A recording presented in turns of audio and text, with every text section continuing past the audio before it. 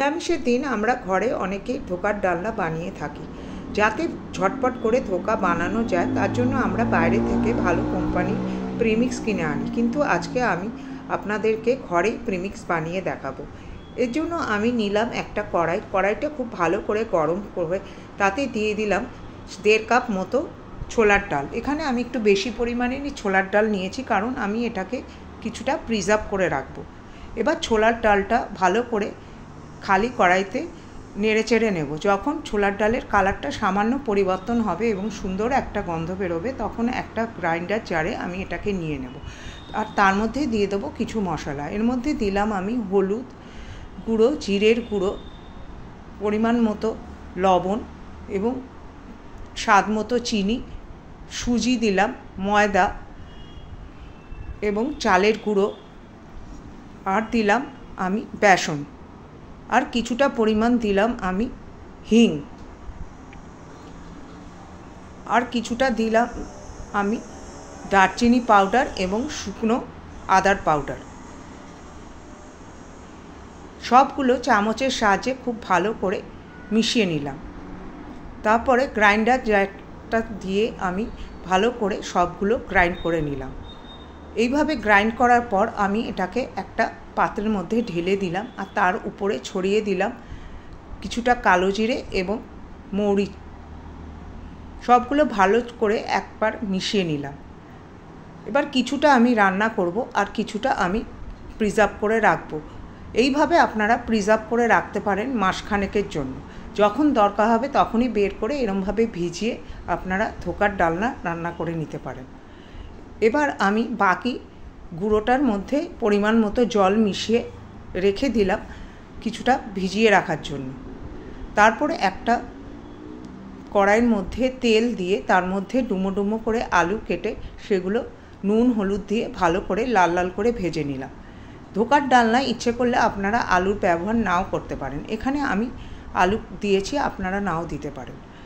এবার একটা থালের মধ্যে আমি কিছুটা তেল দিয়ে একটা ব্রাশের সাহায্যে থালটা গ্রিস করে নিলাম, আর আলু ভাজার তেলটা মধ্যে আমি দিয়ে দিলাম ওই ভিজিয়ে রাখা ডালটা।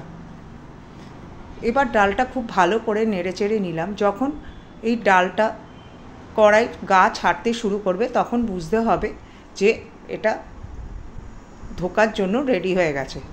এই অবস্থায় আমি এটাকে একটা থালার মধ্যে নিয়ে নিলাম, আর হাত দিয়ে ধীরে ধীরে এটাকে ভালো করে একটা শেপে নিয়ে এলাম। তারপর ঠান্ডা করার জন্য কিছুক্ষণ রেখে দিলাম। তারপরে একটা ছুরির সাহায্যে এগুলোকে ছোট ছোট করে চৌকো আকার কেটে নিলাম। গ্রিস করার পরে এটা থেকে ধোকাগুলো খুব সহজেই উঠে আসবে। এইভাবে প্রিমিক্স বানিয়ে যদি ধোকা রান্না করেন খুবই সুস্বাদু লাগবে। একদম দোকানে যেরকম প্রিমিক্স পাওয়া যায় সেরকমই স্বাদের হবে। একবার আমার কথা একটু বানিয়ে দেখবেন, তারপরে কমেন্টে আমায় জানাবেন কেমন লাগলো। এবার একটা কড়াইয়ের মধ্যে তেল ভালো করে গরম করে ধোকাগুলো আমি এক এক করে দিয়ে দিলাম। সবগুলো ধোকা একসঙ্গে দেবেন না, কিছু কিছু ব্যাচে এটাকে ভেজে নিতে হবে। প্রথম ব্যাচে 5 থেকে 6টা এরমভাবে ভেজে নেব। এটা অবশ্যই নির্ভর করছে কড়াইটা কত বড়।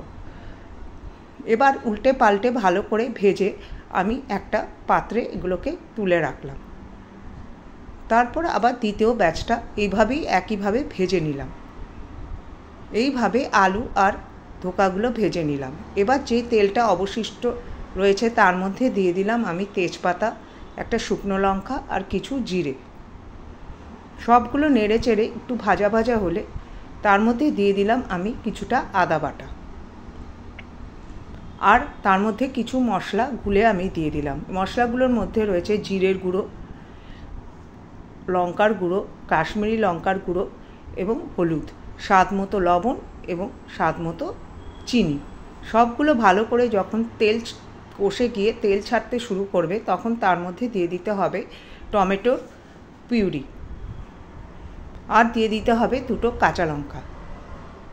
এইভাবে টমেটোটা ভালো করে কষে গেলে তার মধ্যে দিয়ে দিতে হবে কিছুটা দই আর গরম মশলা পাউডার।